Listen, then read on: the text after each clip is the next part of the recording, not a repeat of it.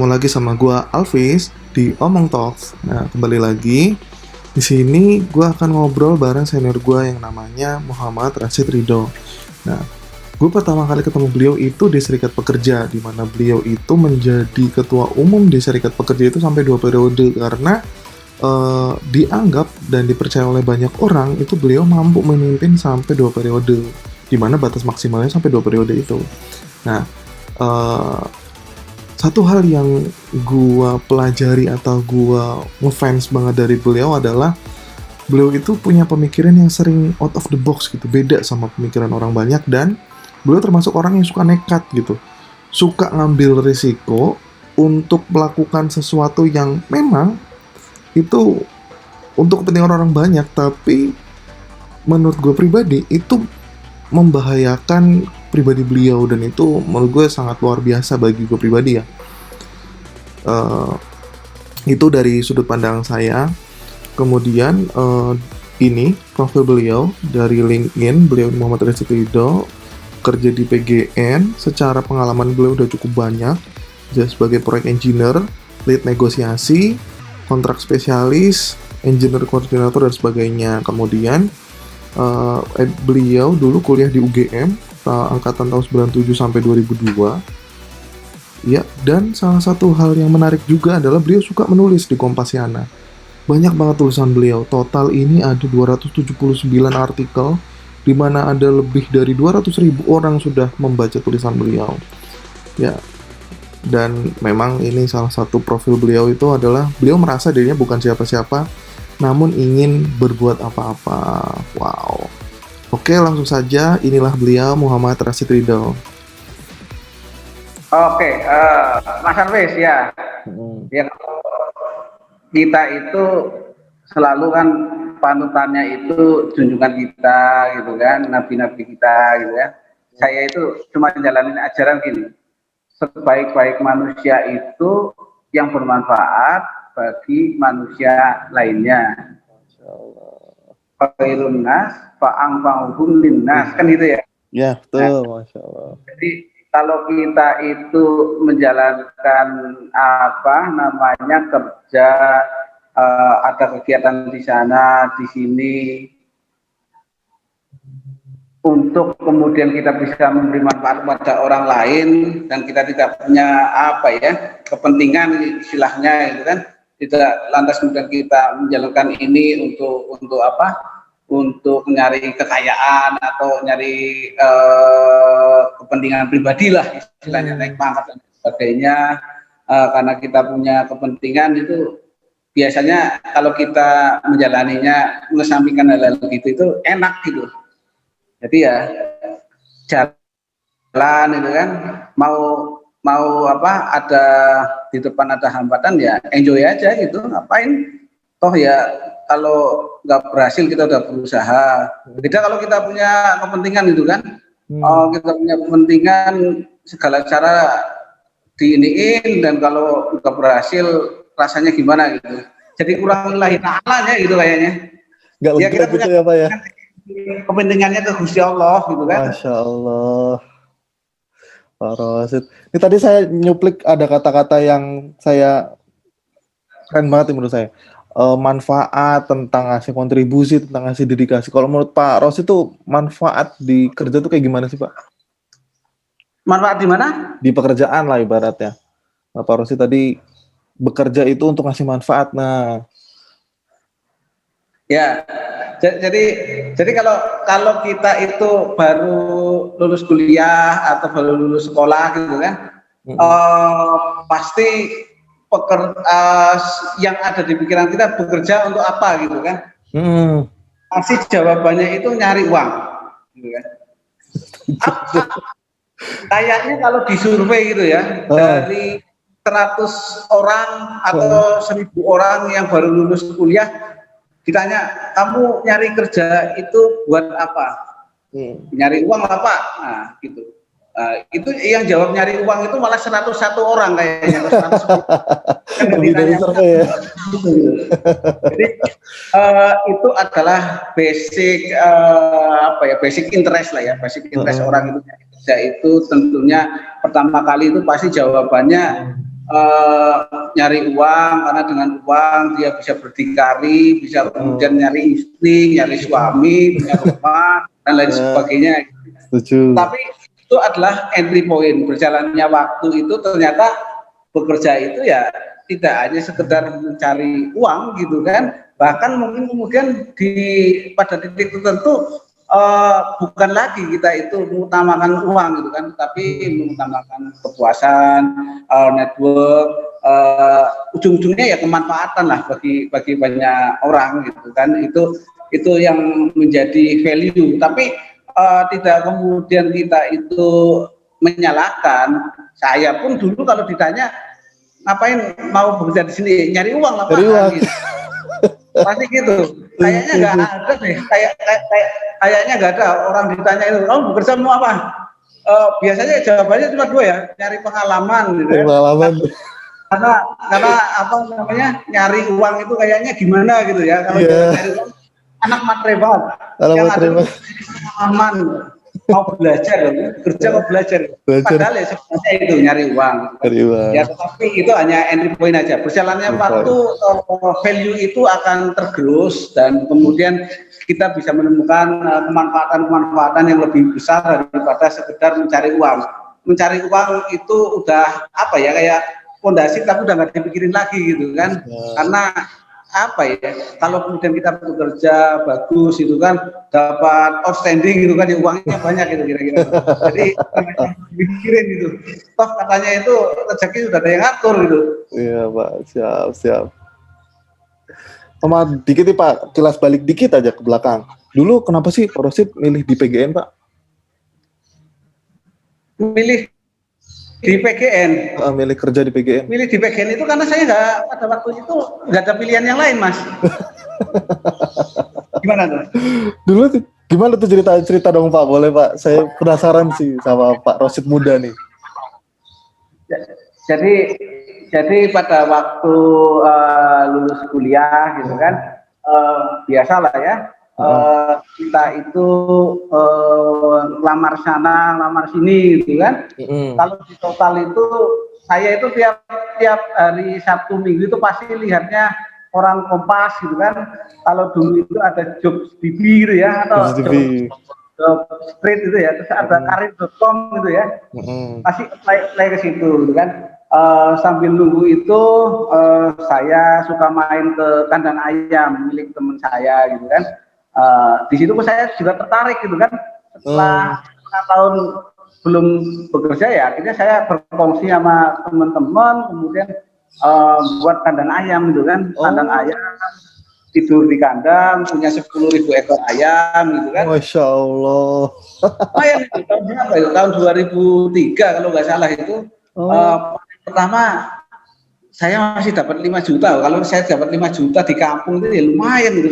Iya, 5 juta. Cuma kemudian saya mikir begini, kayaknya kok gengsi amat ya. Kampusnya lumayan, UGM. Iya. Kayaknya kurang ini gitu ya. Ego saya ini. Ya, akhirnya lamar-lamar dan kemudian terima di salah satu perusahaan tepung gitu ya. Perusahaan tepung di Indonesia yang terbesar. Terus habis itu cuma karena kemudian saya pernah mengalami kecelakaan, jadi kerjanya nggak perform, ya akhirnya tidak lanjut dan kembali nganggur. Dan sayang itu ya, kandang ayam saya rubuh ternyata. Jadi kalau bisnis itu memang jangan setengah-setengah, harus tanganin sendiri kayaknya. Ya dulu saya gengsi gitu. Nah, terus kemudian dari situ nganggur, biasa ada lowongan lagi di Kompas tuh, dibutuhkan lowongan untuk perusahaan gas kayaknya. Nah, saya yang lamar, ternyata yang tahu itu apa yang dipanggil itu PGN ternyata gitu kan. Jadi gini Mas Alvis, ini sesungguhnya ada cerita begini nih. Gimana tuh? Dulu itu kalau dari saya kebetulan teknik elektro, jurusan telekomunikasi, zaman dulu itu yang terkenal itu perusahaan itu ya cuma Telkom sama Pertamina gitu ya. Ya itu. Saya pernah mengalami namanya tes di Telkom, itu kan dari puluhan ribu orang, kemudian eh, tinggal pas wawancara akhir 350 orang. Dari 350 orang itu diperes jadi 250 orang itu kan yang apa yang terpilih gitu kan. Nah, saya pas 350 orang itu kemudian wawancara akhir itu ya, saya adalah 100 orang yang terpilih untuk tidak diterima gitu kan. Jadi jadi jadi rasa menggebu-gebu gitu ya, rasa menggebu ingin masuk gitu kan, ingin masuk ke Telkom gitu, malah nggak keterima gitu kan. Nah, yang kedua Pertamina gitu kan. Pertamina sampai wawancara gitu kan. Saya nggak tahu ya, karena saking pengennya masuk ke situ, jadi kalau jawaban itu nggak alamiah kali ya, dipas-pasin. Makanya wawancara. Makanya kemudian kayak ya mesti kalau yang sudah ahli untuk melakukan wawancara, wah ini anak bohong, ini banyak ibunya gitu kan. Iya. Itu juga nggak keterima gitu kan. Jadi saya wawancara pernah nyobain bohongin semua juga nggak keterima, separuh bohong separuh nggak keterima gitu kan, karena ujung-ujungnya pasti belibet gitu, susah gitu. Tadi saya udah ngomong gini harus konsisten gitu kan. Nah, pengalaman saya keterima dulu di salah satu pabrik terigu itu, saya datang ke Jakarta belum mandi langsung wawancara gitu kan. Ditanya ya jawabannya polos-polos saja, nggak mikir apa-apa, keterima gitu kan. Malah saya tanya ke yang asesornya, apa sih kekurangan saya ini kalau wawancara? Enggak, yang kedua itu adalah di PGN gitu kan. Saya masuk waktu itu ya rambut saya udah agak panjangan dikit karena udah lagi jadi pengangguran gitu kan. Terus masuk wawancara, ya ngatin tulus juga, namanya nggak ada apa itu ya, kepentingan apa, diterima syukur nggak diterima syukur gitu kan. Wawancara ya biasa-biasa aja, malah masuk gitu kan.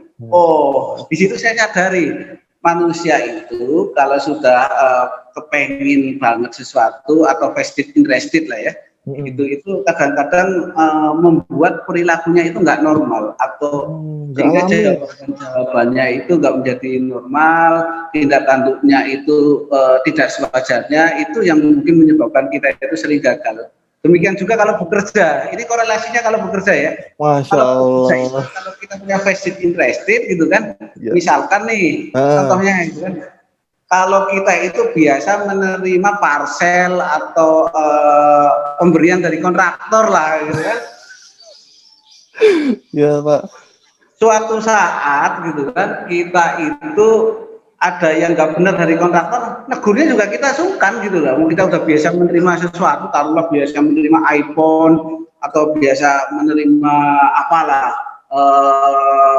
bingkisan atau terpel gitu kan, pasti susah kita berpikir objektif. Nah itu makanya kalau bisa ya jangan jadi konflik kepentingan lah gitu. Tadi saya mencontohkan diri saya sendiri, wawancara gitu ya. Saya sangat pinginnya masuk wawancara, jadi pengen terlihat perfect, malah nggak keterima. Tapi kalau apa adanya tuh, saya keterima di PGN. Nah, gitu. Itu parosit banget itu, apa adanya itu. Masya Allah. Terakhir ada apanya ya. Terakhir nih Pak nih, kira-kira apa nih pesan-pesan buat anak muda lah pas COVID ini nih? Kalau anak muda itu saya tidak banyak pesan, karena dunia muda itu ya dunia untuk explore ya. Jadi anak muda itu mau berbuat salah ya wajar, mau anak muda. Yang penting itu anak muda itu jangan takut mencoba gitu kan, jangan kayak orang tua. Kalau orang tua itu kan apa ya, kayak stagnan gitu ya. Apa-apa takut ya. Kalau muda itu harus banyak salah biar tahu banyak benar nantinya gitu kan. Masya Allah. Kalau salah udah tua itu biasanya susah menurutnya. Jadi kalau pas muda salah, kembali ke yang benar itu gampang. Jadi apa namanya, penemuan-penemuan ataupun gairah-gairah kerja dan lain sebagainya itu ya yang dorong itulah anak muda. Biasa kalau anak muda itu larinya cepat gitu kan, ya memang anak muda.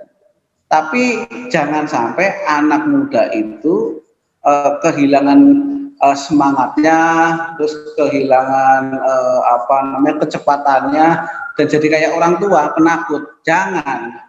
Anak muda itu selalu sumber inspirasi gitu kan. Bung Soekarno aja berapa? 29 tahun dulu itu pidatonya Indonesia menggugat gitu kan. Udah berani gitu kan. Nah, kalau anak muda itu di zaman dulu itu kalau kualitasnya kayak sekarang mungkin hebat banget kan Indonesia kan. Makanya anak muda itu nggak usah takut kalau ada orang tua yang senior itu melarang atau apa ya, jelaskan. Kalau enggak ya ditinggal aja lah. Namanya yang menggerakkan ini pemuda, yang penting dasarnya adalah kita tahu alasannya, kita tahu rujukannya, yang penting itu.